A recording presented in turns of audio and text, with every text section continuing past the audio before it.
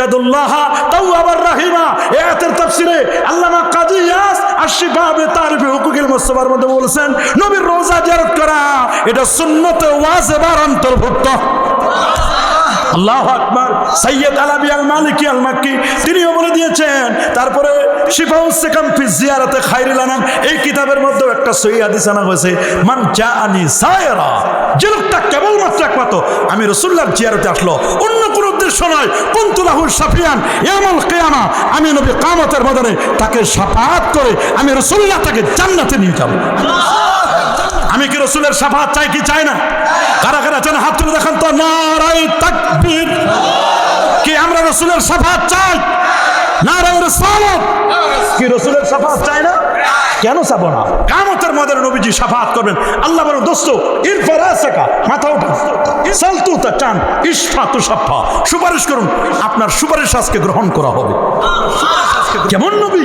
বিধর্মীরা পর্যন্ত নবীর কাছে এসে সারেন্ডার, আত্মসমর্পণ করত। ইটালির রোম থেকে, রোম পারস্য থেকে এক লোক আসছে মদিনা শরীফে। কোন জায়গায় শুনতেছেন কথা? কোথায়? ও ডাক্তার ছিল ডাক্তার। কি বিখ্যাত ডাক্তার, পৃথিবীর বিখ্যাত ডাক্তার। ডাক্তার আসছে মদিনা শরীফে। মদিনা শরীফে এসেই চেম্বার খুলেছে। চেম্বার মনে করছে মদিনায় কোনো হসপিটাল নাই, কোনো ক্লিনিক নাই, কোনো ডাক্তার নাই। এই জায়গায় যদি একটা চেম্বার খোলা যায়, একেবারে আঙ্গুল ফুলে কলা গাছ, রুগীর কোনো অভাব হবে না। রুগী আর রুগী হবে না, রুগী আর রুগী। আল্লাহর কি লীলা খেলা! 1 মাস চাই, 2 মাস চাই, 3 মাস চাই, রুগী আসে না। কি আসে না? গাঠি বস্তা কোন চেম্বারে তালা মারা, মাসি মারা কেরানি, রুগী নাই।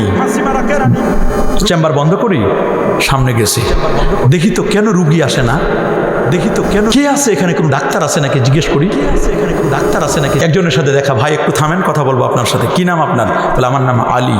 কি নাম আপনার? সুবহানাল্লাহ। আমার নাম আলী ইবনে আবি তালেব, আমি আবু তালেবের ছেলে আলী। বলে ভাই আমি 3 মাস ধরে আপনাদের এখানে চেম্বার দিলাম, কোনো রুগী নাই, কারণ কি? আপনারা কি কেউ অসুস্থ হন না? আপনাদের কি চোখের সমস্যা হয় না, মাথা ব্যথা হয় না, দাঁতের সমস্যা হয় না, আপনাদের কি পেট খারাপ হয় না, হার্টের রোগ হয় না, হাত পাও ভাঙে না? বলে এগুলো আপনি জিজ্ঞেস করেন কেন? বলে আমি ডাক্তার, আমি আসলাম চিকিৎসা করতে, কিন্তু কোনো রুগী পাইলাম না, কারণটা কি? এমন কোন শহরে আসলাম কোনো রুগী নাই, কারণ কি? এই শহরে তো কোনো হসপিটাল নেই, কোনো ডাক্তার নেই, কোনো কবিরাজ নেই, কিচ্ছু নেই, ক্লিনিক নেই। তাহলে আপনারা কারা? ক্লিনিক। বলে শোনো, পৃথিবীর সেরা ডাক্তার এখানে, পৃথিবীর। বলে কি বলো? পৃথিবীর সেরা ডাক্তার আমরা চিনি না? পৃথিবীর সেরা ডাক্তার। বলে উনি কোন মেডিকেল কলেজে পড়ছে?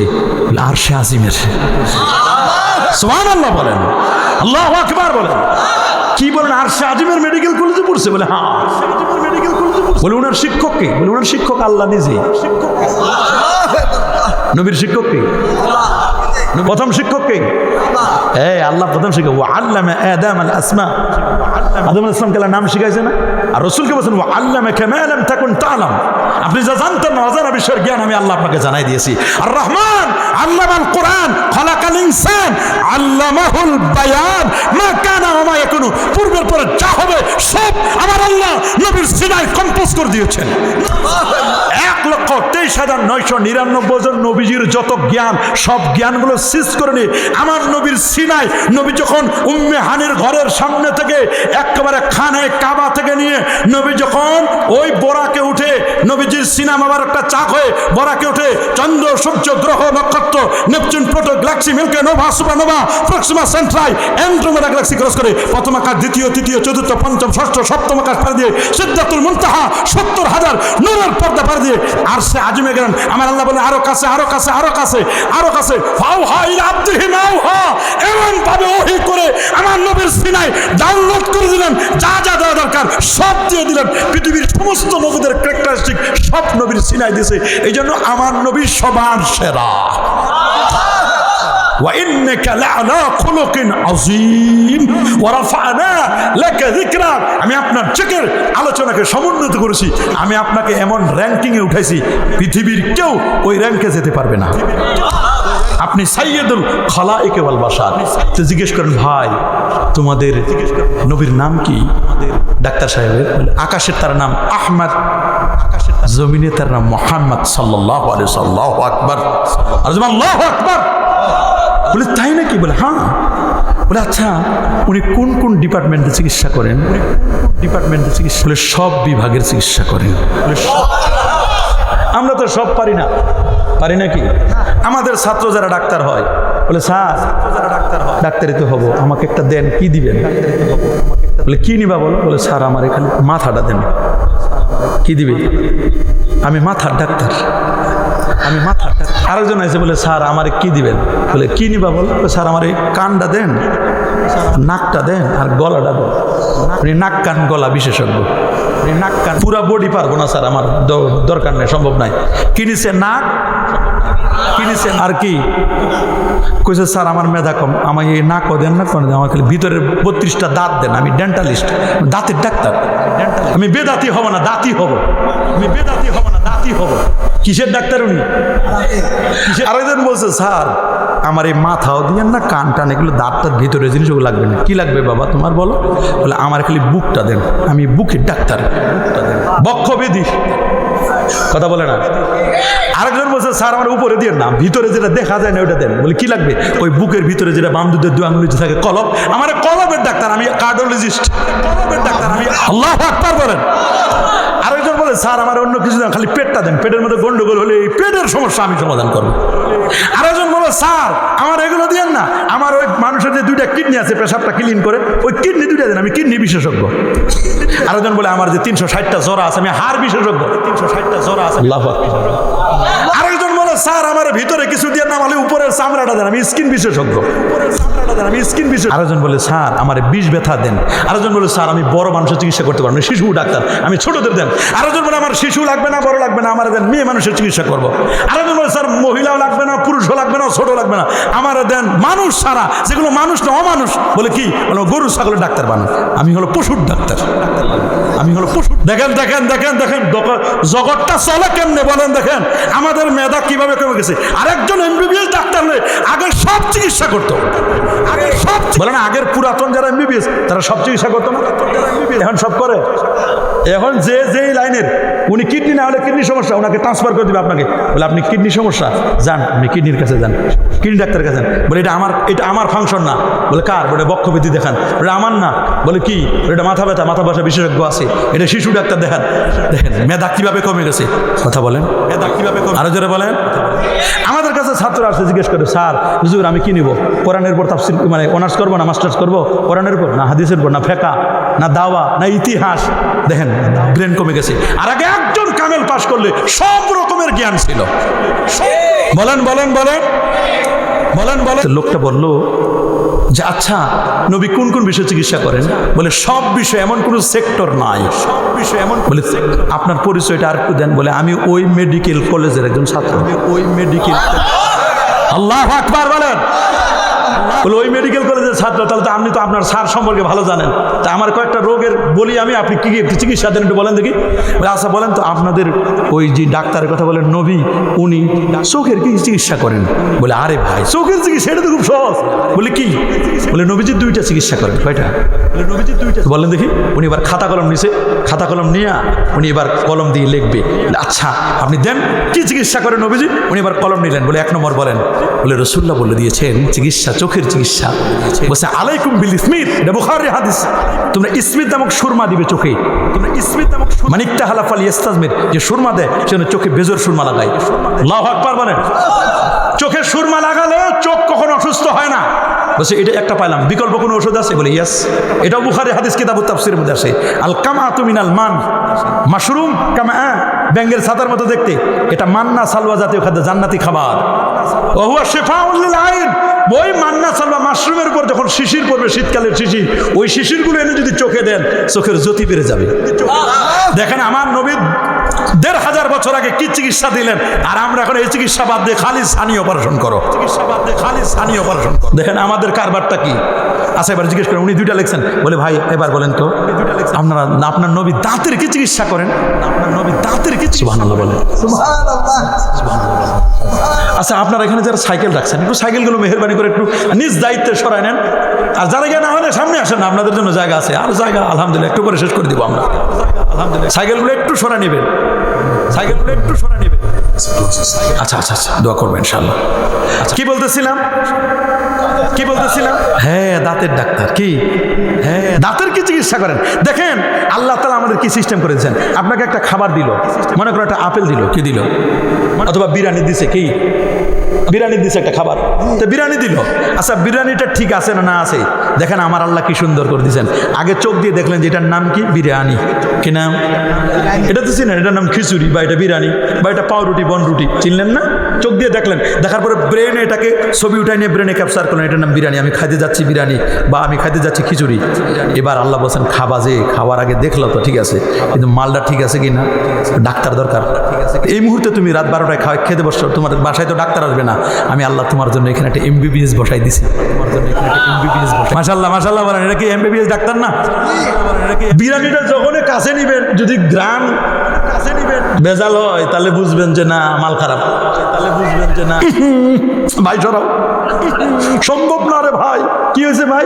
বলে ভাই গন্ধ করতেছে, মানে পুরাতন, অনেক আগের। কে বললো এটা? আগের। দেখেন আমার আল্লাহ এখানে ডাক্তার বসে আছে।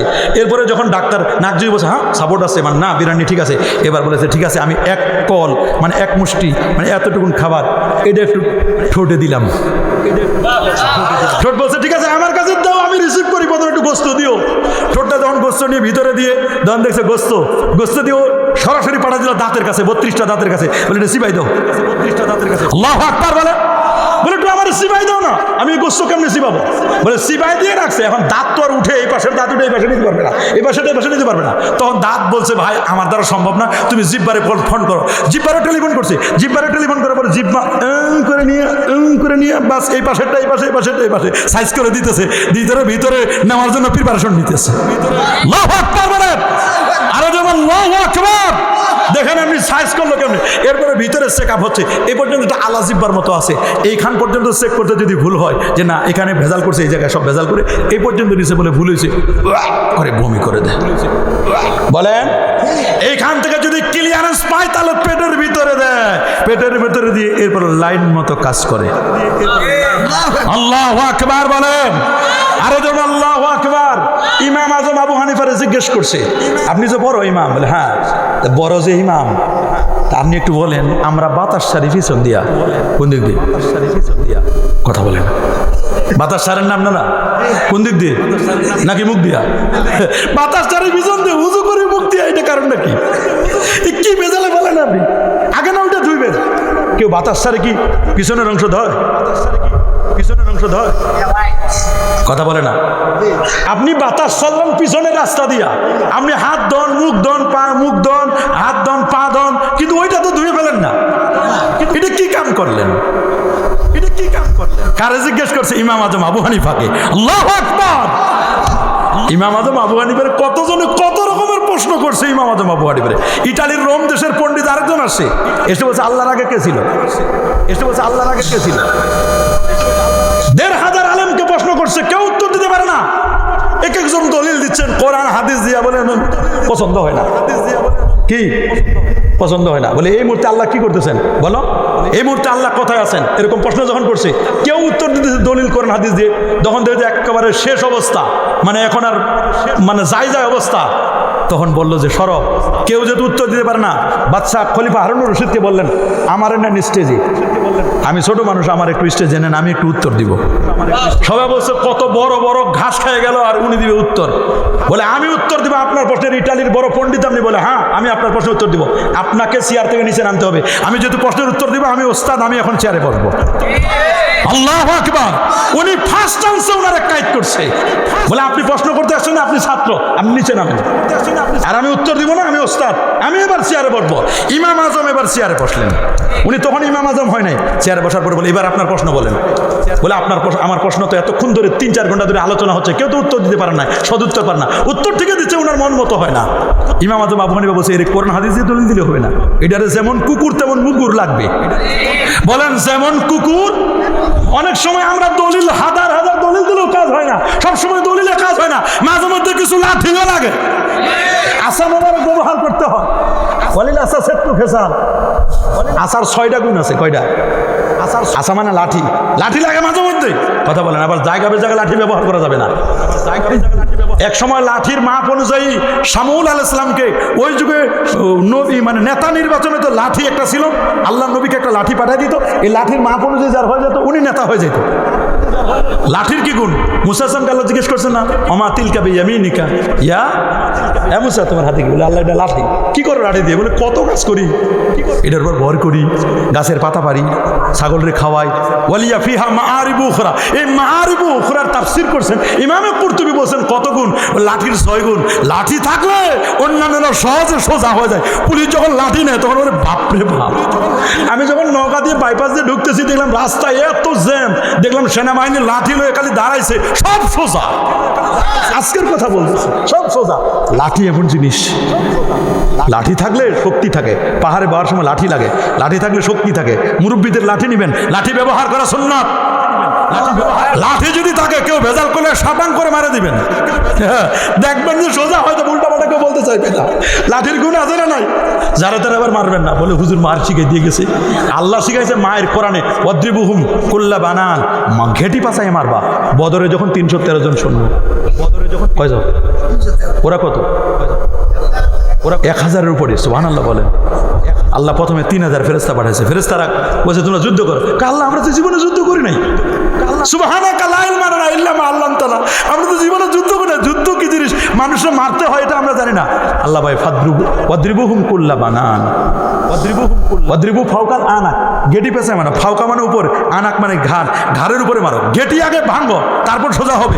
এরপর গিটাই গিটাই মারো, গিরাই গিরাই মারো। মায়ের শিখাচ্ছেন আল্লাহ তাআলা কোরআনে। মায়ের শিখা শত্রুরা কেমনে মায়ের দিবা, প্রথমে ঘাটটা মস্কাই দিলে সহজ সোজা হয়ে যাবে। এই জন্য দেখেন সেনাবাহিনী বলেন প্রথমে ভর ধরে, ঘাটটা ধরার পরে এবার যখন নিচে দেয়, এরপরে 2টা মারলে সোজা হয়ে যায়। এটা কোরআনই মায়ের। বলে না কোন মায়ের? কোরআন মায়ের কেমনে দিতে হয় শত্রুরে, কাফের বেদিন বেঈমানরে, কোরআন সেটাও শিখাইছে। আমার কোরআনের নাই কি? ওয়ানাসালনা আলাইকাল কিতাবা তিবয়ানান লিকুল্লি শাই হুদা ওয়া রাহমা ওয়া বুশরা লিল মুসলিমিন। আল্লাহু আকবার। মা ফাররাতনা ফিল কিতাবি মিন শাই। কোরআনে এমন কোনো কিছু নাই যেটার আলোচনা আমার আল্লাহ দেন। সুবহানাল্লাহ। যেটার আলোচনা আমার আল্লাহ দেন। সুবহানাল্লাহ। ইমাম আযম আবু হানিফাকে বলেন খান কোন দিক দিয়ে? খান কোন দিক? মুখ দিয়ে। আমরা খাই কি দিয়ে? মুখ দিয়ে খাই না? বলেন না কি দিয়ে খাই? পিছন দিয়ে বাতাস বেরো, পিছনটা ধুই না কেন? উনি উত্তর দিলেন যে শোনো, খাবারটা যে পিছনে যায় বাতাস হয়, বাতাস হওয়ার আগের খবর নেও। বলে আগের খবর কি? বলে বাতাসটা কেন হলো আগে দেখো। বলে খাইছি, খাবার খাইছি, তাই খাবারটা আনার জন্য প্রথমে ব্রেনে কি করছি? খাবারটা আনার জন্য প্রথমে ব্রেনে কি করছি? ব্রেন দিয়ে কি করছি? চিন্তা করছি না যে আমাকে করলা কিনা লাগবে, বাসা থেকে সিরিয়াল দিছে করলার ঢেঁড়স আর একটু পেঁয়াজও আনবেন আর একটু মিষ্টি আনবেন, এগুলো ব্রেনে চিন্তা করছি না? চিন্তা করার পরে গেছি ব্রেন দিয়া, ব্রেন খাটাইছি প্রথমে, ব্রেন দিয়ে তারপর হাত দিয়ে ধরছি যেটা করলা ঠিক আছে কিনা, হাতটা ব্যবহার করছি, ব্রেনটা ব্যবহার করছি, এর পা দিয়ে হেঁটে গেছি, পাটা ব্যবহার করছি, আনছি, আনার পরে এটা রান্না হয়েছে, রান্না বান্না হওয়ার পরে হাত দিয়ে উঠাই খাইছি, হাত দিয়ে ধরছি, হাত দিয়ে ধরে মুখে দিছি, মুখে দেওয়ার পরে এইটার ঝোলটোর মুখে টুকে লাগছে না, এটা ভিতরে দিছি, ভিতরে দেওয়ার পরে এই পর্যন্ত পেটে গেছি, পেটে যাওয়ার পর তারপর পিছনে বাতাস হয়ে বেরোছে। বাতাস তো সর্বশেষ খেলা, বাতাস তো সর্বশেষ খেলা। গাছের তো গড়ায় পানি দিতে হবে আগে, গড়ায় পানি দিলে অটোমেটিক আগায় চলে যাবে। হ্যাঁ বলে না, আগে পানি দিতে হবে কোথায়? গড়ায় পানি দিলে আগায় যাবে না? আপনি যদি আগায় পানি দেন তো গড়ায় যাবে না, যাবে? এই জন্য গড়ায় পানি, ইসলাম বলছে গড়ায় পানি দাও, বাতাস বের হলো পিছনের রাস্তা দিয়ে, তুমি আগে হাতগুলো ধুয়ে নাও, তুমি আগে সুবহানাল্লাহ বলেন, হাত দিয়ে খাবার ধরছো, এরপরে তুমি এখান থেকে খাবারটা মুখে দিছো না, মুখটা ক্লিন করে নাও, মুখটা পরিষ্কার করে নাও, পুরো মুখমণ্ডল আশপাশগুলো ক্লিয়ার করে নাও, তোমার কান সাক্ষী থাকবে, কানগুলো নাও, মাথা দিয়ে চিন্তা করছো যে খাবারটা খাইছি, মাথাটার মাসা করে নাও, হাতগুলো এই পর্যন্ত ভালো করে ধুয়ে নাও, পাটাও ধুয়ে নাও। তাহলে হাত পা এগুলো সব ধুলে যদি গড়ায় গাছে পানি দেন, গাছের গড়ায় পানি দিলে অটোমেটিক পিছনের রাস্তা ধোয়ার লাগে না, পিছনের রাস্তার আগে এগুলো সব আল্লাহ ক্লিয়ার করে দিচ্ছেন। আল্লাহু আকবার বলেন, আরে আল্লাহু আকবার। দেখেন আপনি চিন্তা করে, ইমামুল আজম আবু হানিফা নোমান বিন সাবিত এমনি তো আর বড় ইমাম হয় নাই, এমনি ইমাম হয়েছে, এমনি ইমাম হয়েছে। আমরা কি মাযহাবি না লা মাযহাবি? কেউ থাকতে পারেন, হন, আপনার দরকার না, আপনি যদি বড় পণ্ডিত হন, ইমাম আজম আবু হানিফার মতো, ইমাম শাফি, ইমাম মালিক, ইমাম আহমদ বিন হাম্বলের মতো, আপনি যদি বড় পণ্ডিত হন, আপনার দরকার নাই মাযহাব মানার। কিন্তু আমাদের দরকার আছে। আমরা এত বড় পণ্ডিত না, আমরা কোরআন হাদিস থেকে ডাইরেক্ট মাসালা বের করতে পারি না। ইন্নালিল্লাহি ওয়া ইন্না ইলাইহি রাজিউন। এটা জিকির করেন লা ইলাহা ইল্লাল্লাহ।